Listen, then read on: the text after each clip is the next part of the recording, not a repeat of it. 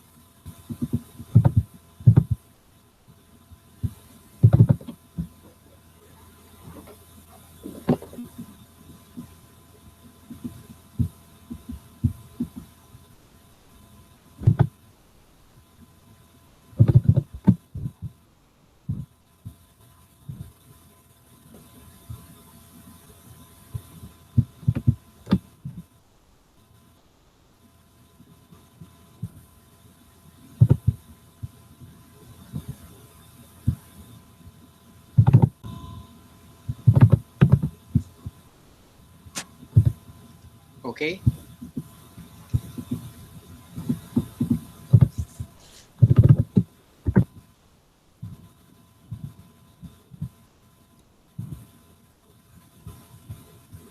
Hi, Ghivo. Hi, Aaron. Are you Aaron? Yeah. Can you turn on your microphone? Yes, Oh, hold already on, turned hold on. on. My sound is off. Let me try again. Yes. Can you hear my voice?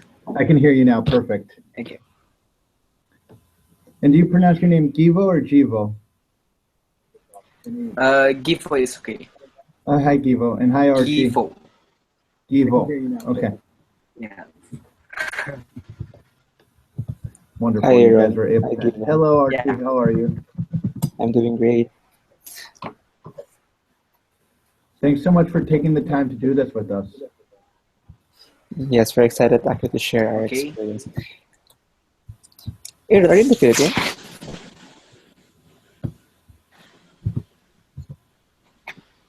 So we have about 10 minutes before we'll get going and everything.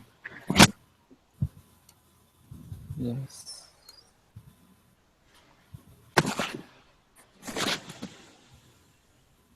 No, there's Stefan.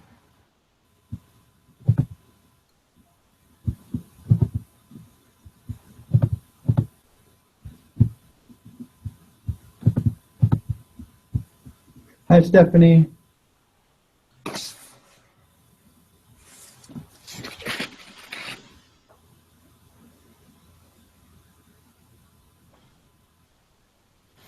Okay.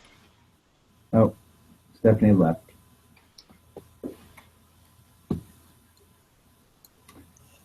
So was it the email I sent you, or were you able to do it from a separate email that it sent to you? The one that you gave recently. Okay, perfect. Yes. Wonderful.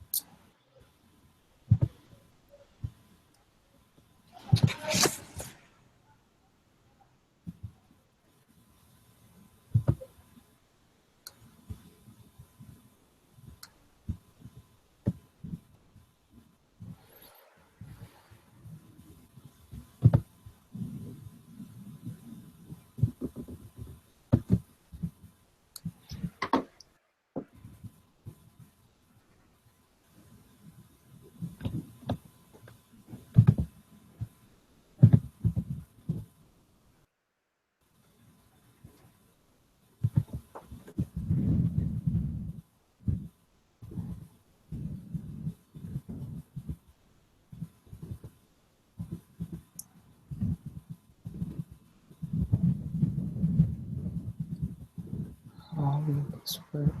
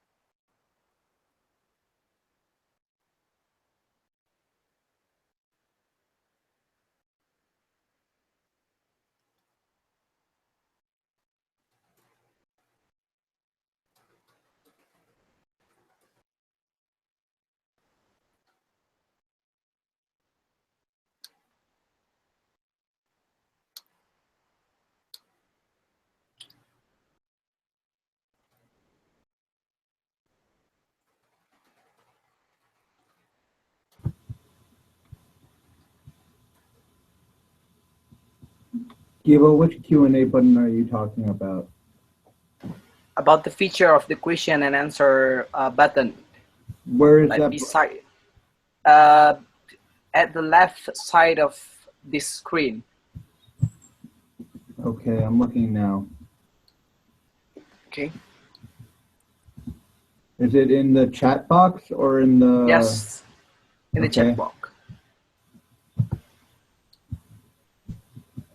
So you can enter messages in the chat messages there in the group chat. Are you looking for? Where would this Q&A button be? Sorry.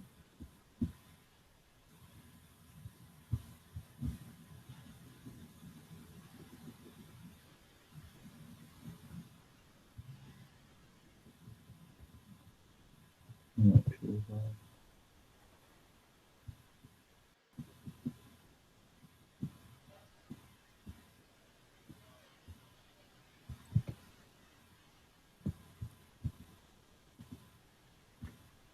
So I don't see a Q&A button. Perhaps it's just better for everyone to write into the chat message. Okay. So this is only for us or for all the others who want to ask? Oh, that's true. Okay, I see what you mean now. Okay. Uh-huh. Let me. Where did you see Q&A button? I'm sorry? You would say Q&A button was somewhere. Yes. Where do you see it? At the left of the screen. Oh, okay. Like there are some features here, like chat, and then what we call it. So I use Bahasa in this setting. So, and one of them is question and answer. Okay, And then so all I have is, let me check something and see if it works. Okay.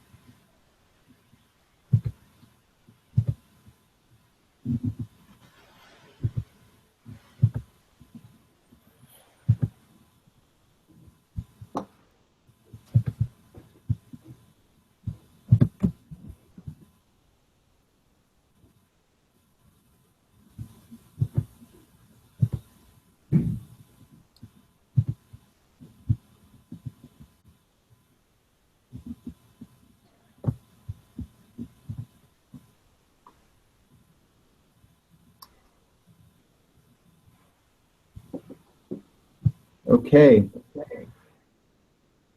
So we can get started going in a second. I'm just trying to see if there's a way to receive questions and answers onto this as well. I'm having trouble on that. The live chat is open, and I'm just checking one last thing. But if the feature only for us, that's okay. No problem. Okay. I think it may only be for us. Yeah, that's okay. Okay. We're going to wait for Stephanie to rejoin, and then I will start the broadcast. Okay.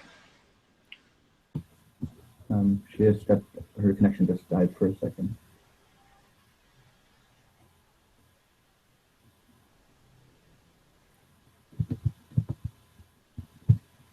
Hello, Stephanie.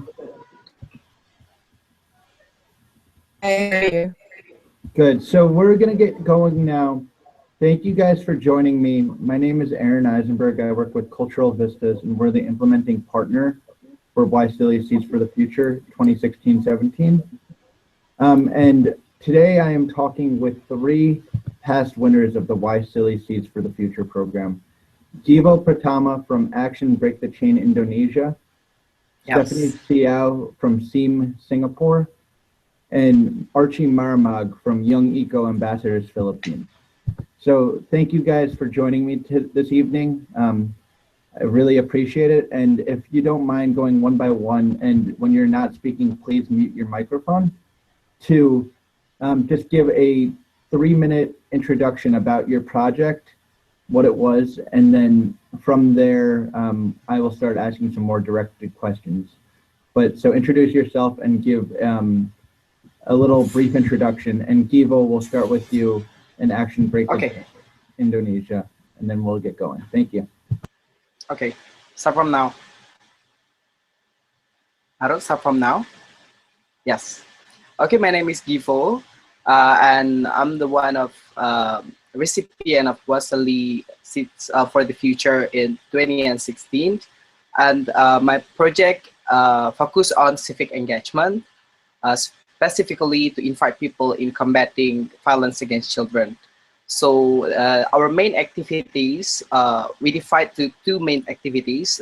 The first one, creating the social experiment video, and the second one, conducting a seminar and peer-to-peer consultant for junior high school students. And the objectives were, first, increasing the people awareness about verbal abuse and verbal bullying. And the second one, increase children's participation towards peer-to-peer consultant. And our main target are were young people and also junior high school students. To help the children conduct the our program, the peer consulting. So we provide them with 2 books. The first one, the introduction of tolerance for the students, this one. And the second one is a guidance for the student who want to be the consultant. And that's all. Thank you. Thank you, Ghivo. We will move on to Stephanie now for her introduction. Thank you. Sure. Hi, my name is Stephanie Siow. I'm originally from Singapore. I'm currently a final year university undergraduate at Yale University. And my project is called the Southeast Asian Movement, and you can check it out on southeastasianmovement.org, or you can search Facebook for the Southeast Asian Movement, or SEAM for short. The point of our project was to connect youths to powerful ideas about Southeast Asia by leading thinkers and practitioners.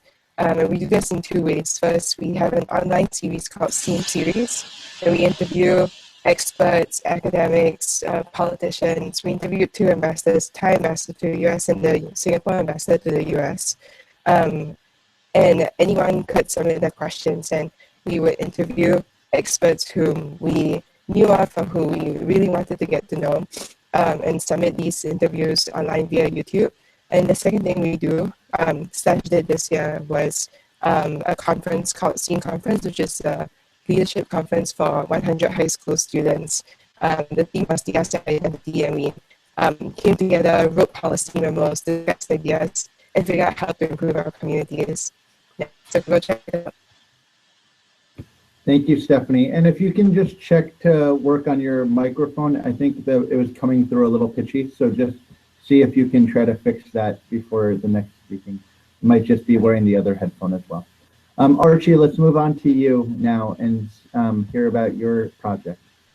All right. Hi, everyone. My name is Archie Merrimack. I'm from the Philippines. Our project was entitled Young Eco Ambassadors. It's basically implemented here in the Philippines and in Cambodia. Our target in the Philippines is for high school students. So we invited high school students from all over the Philippines to go to UP Diliman for a 3-day camp. And then during the camp, they were exposed to seminar workshops. They were exposed to field trips, and then we also trained them on how to write and make their own proposals. So our objective is to actually encourage these high school students to make their own eco projects in their school and community. So we implemented it last June, and then so far, the 2 winners of our project already implemented. The 2 participants, or two schools already implemented their projects. And then in Cambodia also, we also had 40 youth who underwent exposure trips, training camps, and then they were also able to make their own campaign videos and campaign projects, so that they can also influence their friends to have an eco-friendly lifestyle. There. Awesome. Thank you so much. So my first real question after your introductions is if you could tell me, going back about a year now before you started your projects, what is one big piece of advice you would give to yourself in the application stage? That if you, now knowing what you know, what would you tell yourself back then when they were starting to submit an application? And we'll start with Ghivo. Okay. At the time when prepare our proposal, I think there are some several things that you have to pay your attention on. The first one, the innovation, and the second one, you can find the best topic or the most familiar topic with you. And the third one, build a good team, because of course you can't do it by yourself. You have to make a team. And then the third one, clearly state your objective and the benefit for the societies. And the last but not least, ask the expert for your proposal and also your activities. Stephanie, what advice would you give? Is the sound working now? Still nosy. Can you hear me? Hold on, sorry about that. It's still a little fuzzy right now. Maybe reconnect. I'm not sure why. Do you want to reconnect, Stephanie, and we'll go on to Archie right now, and we'll see, and we'll come back to your answer. Wonderful, thank you. Archie, what about you? And just make sure to unmute. Advice for, okay, so what advice that I could give perhaps is, first, I think I agree with Ghivo when he said that you have to find a good team and talk to as much people as you can before writing your proposal. I mean, what I did was, I remember myself giving feedback, sharing what I think I should be doing with a lot of people. Some of them agreed to it, some of them disagree. And then on the process, we were actually refining the things until we actually came up with our actual project proposal. So really, first is you have to talk to a lot of people. Second is really make time for it. So I remember we wrote our proposal for in a month. A month of debating, a month of discussion, and then there, after that preparation and discussion, we're actually able to write the proposal because we really thought and really considered everything from the objectives to the goals and to those. And then lastly, perhaps one tip is really think about it. If you know the why are you making this thing? Because the proposal stage is just the start. Okay, if it's already hard, okay, things may be harder when you actually start implementing your project. But it's the hard part is actually worth it. There. Awesome, thank you. Stephanie, were you able to rejoin? Yeah, can you hear me? Yeah, much better. Awesome. To answer, I think that to not be afraid to choose amazing people to join your team at any point, and to allocate roles to the studio team. We dealt with a team significantly diverse from 6 Southeast Asian countries. Stephanie, it's going in and out again. Hold on, let's try one more time. Try it again. Sure, can you hear me? Yeah, I can now, perfect. Okay. We started with a team of students from 6 Southeast Asian countries. And I guess there were a lot of cultural differences in the way that work would be distributed, in the way that proposals and websites would be built. And so in order to do that, we had to have many meetings in order to get everyone engaged. And we realized moving out of the project, we needed people with very specific skill sets. Like we needed good videographers and video editors. We needed people with vast networks and connections specifically in Singapore and Malaysia, because that's where that was where we were pooling experts from to attend the conference in Singapore primarily. And I think it's about not being afraid to look for new competent people to add onto your team at different points. You want to stake in your project so that people don't just fall behind and not decide that they want to continue on with it in a passionate way. And I think that's a very important point. Thank you, Stephanie. One of the key scoring parts of this project for being chosen for the Seeds for the Future 2016-17 project is the ability to work in multiple communities and cross boundaries. So if you have a project that can not only work in one country, but can work in multiple countries and have members from multiple countries, that'll be looked upon favorably by the scoring community. Committee, not community. And as a result, one of the key questions that we've gotten from people in the past has been, how do you get members from other countries onto your team? One way would be the YSEALI Facebook page, but if you guys have some other ideas, would you please be happy to share them right now? And we can start, I guess, with Ghivo again. Yeah, actually all of Action members are from Indonesia. But we met in Vietnam in a program, environmental protection program in Vietnam.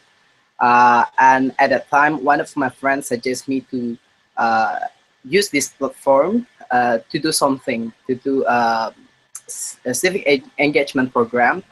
And then after that, we conduct this program together. But all of the Action members are from Indonesia. Okay. Is that your question? Yes, yes, thank you. Okay. And I guess we can go on to Stephanie here, because Stephanie, you talked about getting members from multiple teams within ASEAN. And how did you go about that recruitment?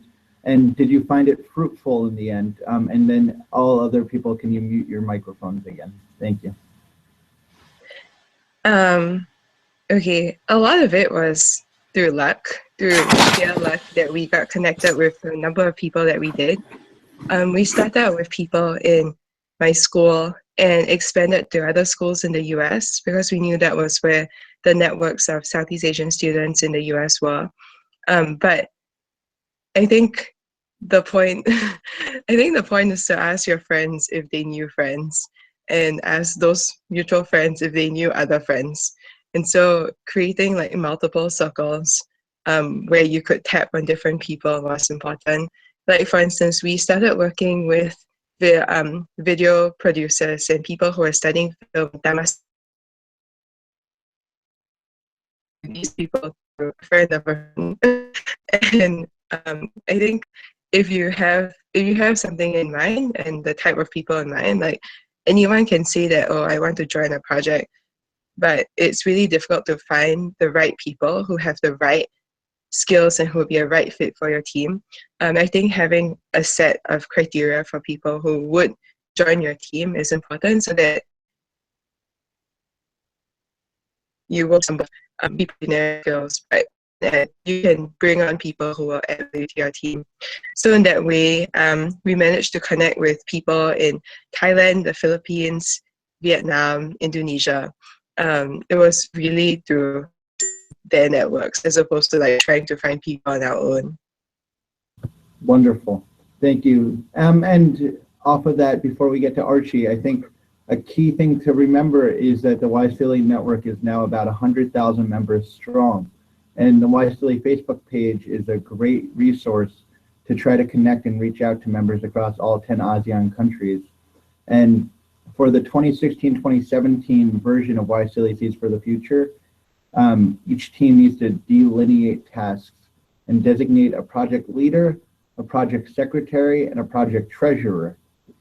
These tasks are very different and have very different skill sets attached to them. And so a key aspect of a project that will be successful is having people in different roles that know exactly what they're going to be doing and understanding these different roles.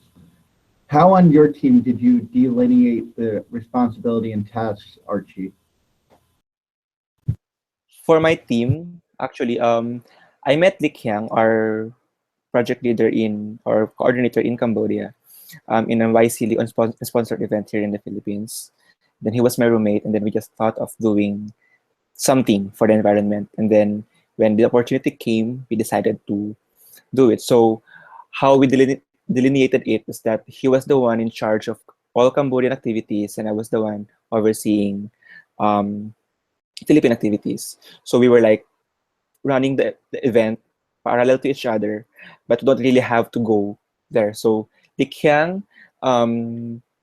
had his own organizational structure. So within his team, he had their own tasks. I think there's 8 of them, and also here in the Philippines, there was 5 of us in the core group was actually doing some of the tasks or the major tasks like handling the money, doing the sending letters, the logistics and stuff. So there were like 2 teams working together. Great, thank you very much. I think one of the key things for learning from you guys that might be helpful is talking, if you guys could talk a little bit about budgeting and how you guys came up with your budget, what you requested, and how hard that was to keep in line throughout the duration of your project. Go for it, Ghivo. Okay, sorry. Even though you have a limited budget, try your best to achieve the maximum result. We can ask, for example, in action case, we ask the expert to voluntarily help our project, and we don't need to expand, like we don't need to spend our money for the expert. And the second one, like we find some sponsors for our program. For example, this is not necessarily the about sponsor, but it also about the partnership.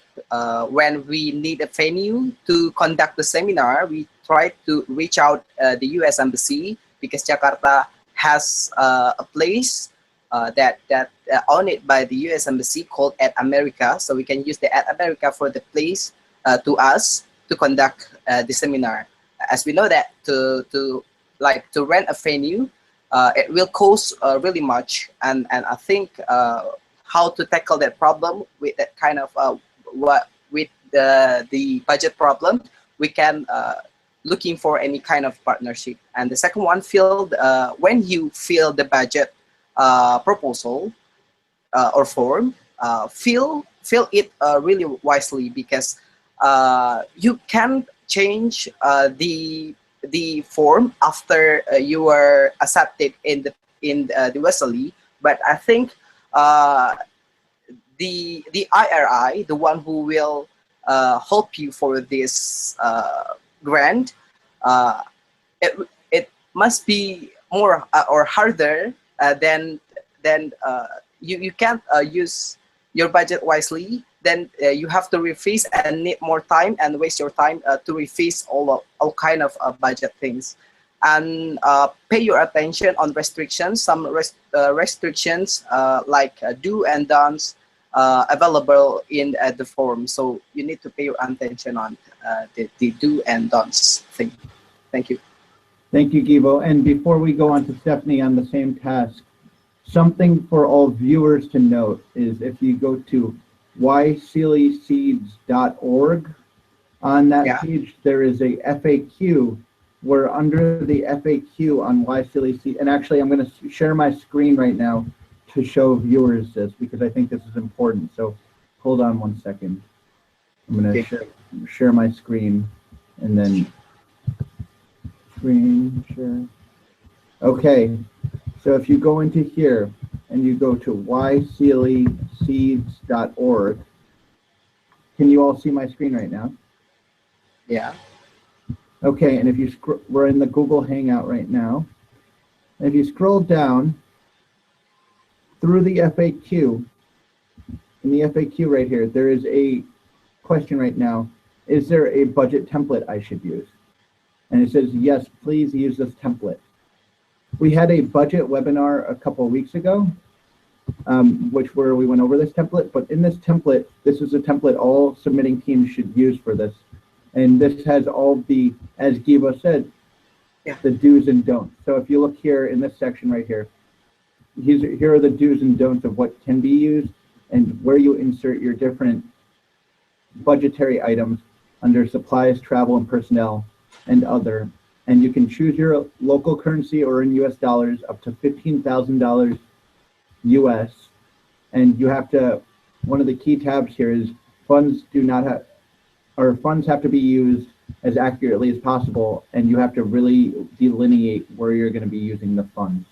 So I'm going to come back into the Google Hangout right now and stop sharing my screen. I think that is a key point for everyone to take note of, is that you should use that budget template and follow Ghivo's advice there about which to follow the do's and don'ts and really put what you are spending your money on or what you anticipate spending your money on in that form directly at the beginning, because that is really the first step towards the evaluation of your proposal, is the rating of your budget. And if your budget is feasible, then we will move on to the next step of really evaluating your proposal. So thank you, Ghivo. And now, Stephanie, we'll move on to you and talking about what you really came up with on your budgeting. Yeah, I think filling in the, like what you said, it's really important to make sure that you keep within the budget. I think something we did in our proposal was to submit some additional information in a separate proposal that wasn't necessarily in the YSEALI template or the YSEALI budget template, to explain how we came up with our budget calculations and provide some alternative quotations. So for instance, for things like paying for our conference, we quoted various sums on how much things would cost and provided a range, and expanded on that range in our proposal for food, accommodation, field trips, and printing materials, and so on. Like what Ghivo said, the venue will probably be the largest bulk of anyone's costs for anything you hold, and venue and food, I guess. And if you can reduce those costs as much as possible, you'll save on a lot of money. Finally, I think something important about the budget is to always have someone accountable for finances, for the receipts, and making sure that that person is incredibly responsible. We had to look for a new finance director or treasurer when we realized that someone didn't really understand how proper accounting procedures, and so we were worried that that would compromise our project. And yeah, I think having someone who is very meticulous and who knows how to be responsible for a large sum of money is very important. Thank you, Stephanie. And I think that is another key point, as Stephanie just brought up, is that in this year's program, you will have to put in who your treasurer is, and they will have to be able to receive funds and also keep track of all receipts. Any receipt under over $20 US, I believe, they will have to hold on to and be able to prove that the money was spent correctly in proper auditing terms. So I think this year it's really important that if you have people that are really great project leaders, they don't necessarily have to be the finance director of your project. The treasurer, the project leader, and the secretary need to be different people, so you can delineate the tasks so everyone can do these different tasks well. And one last note is all selected teams for this project, and all selected projects, the 16 grants at minimum that are given out this year, 2 members from each team, one of the management team of each team. The management team consists of the project leader, the project secretary, and the project treasurer. 2 of those 3 members will be coming to a workshop in Bangkok in January, where they will go over project management, project reporting, along with project budgeting and maintaining your budget, and evaluation and monitoring and evaluation. So these are really key issues. And this year we wanted to make sure that all projects that are funded not only in their application process know that they need to really show their budget and really stick to their budget, but afterwards we're going to be meticulous about hounding them to really prove their receipts and show what they are doing. And then lastly, I think something both Ghivo and Stephanie have mentioned is that their projects were events, and so is Archie's actually. And this does not necessarily have to be the case. Your project can be any project that has a lasting impact within communities and can be replicated throughout ASEAN. So while some of these projects are events, they could also be other things, and really that encourage cross-border collaboration throughout ASEAN and youth empowerment and youth development. And so I think we have about 10 more minutes. So I'm gonna go to each of you for some kind of final thoughts on what you think YSEALI Seeds for the Future has done, and then tell us about where your project stands now, about a year out, because for the 2016-2017 project, the project will go from February through end of October, with the goal of all projects being able to be sustainable and scalable after the project end date. So can you guys give us about a 3-minute update on where your project is out now and how your project's doing, how the evaluation went, and then what you see for the future of your project? And we'll start with Archie on this one. There. Update on our project. Actually, we just finished our event last June. So we started our, the timing for the event is before the school year starts here in the Philippines for high school. So currently, as I've said a while ago, 2 schools have already implemented their projects in their own schools. So that's basically, we have 10 schools, so that's 2 out of 10 already implemented their projects. We're doing, we're chatting with them in Facebook every now and then just to make sure that, for us to know how they are doing, if they're still implementing their project proposals. And then currently we are planning or looking at different activities that we can implement for next year, since YSEALI Seeds for the Future help us give us a platform to reach out to some other organizations and other offices. So I think we can use the connections built from this year's Seeds for the Future, so that we can also we can go to further, or we can do many things in the future. So far we haven't started planning for the next events yet or next activities yet, but we are focusing on really following up on our students and how they are doing. Wonderful, thank you. And Stephanie, what about your project? Sure. We finished our conference in May, and that had 100 participants. We flew in people from all over the world, mostly from Southeast Asia, and had a really great conference in Singapore. And currently, we are still in the process of trying to figure out how we can make this sustainable, something that happens annually, even if not the scale that we conducted it this year. Something more small scale next year, depending on the funding that we receive. We're looking for different options now. I think, honestly, the process was probably one of the most fulfilling things that we've done, and we're really, really thankful for YSEALI support.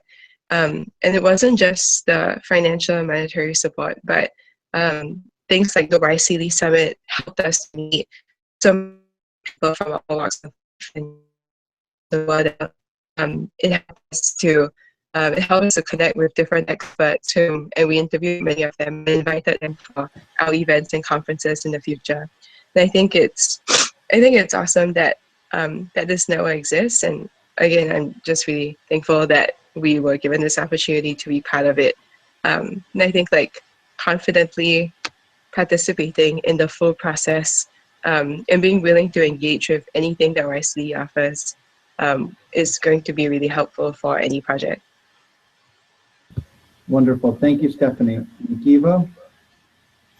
About our project today, actually we finished our project at the end of the May to 2016, but now we try to continue our project by the support of some grants. For now, we are joining with Youth Network on Violence Against Children, organization, a network, actually a network, which help us to find some donors.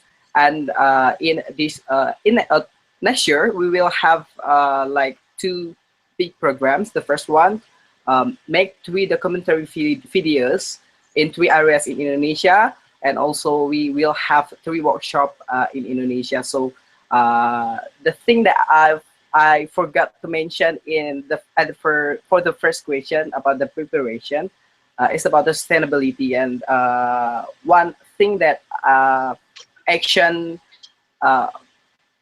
I think it is very helpful if you can find the sustainability path for your project, and action try to create the its own sustainability method.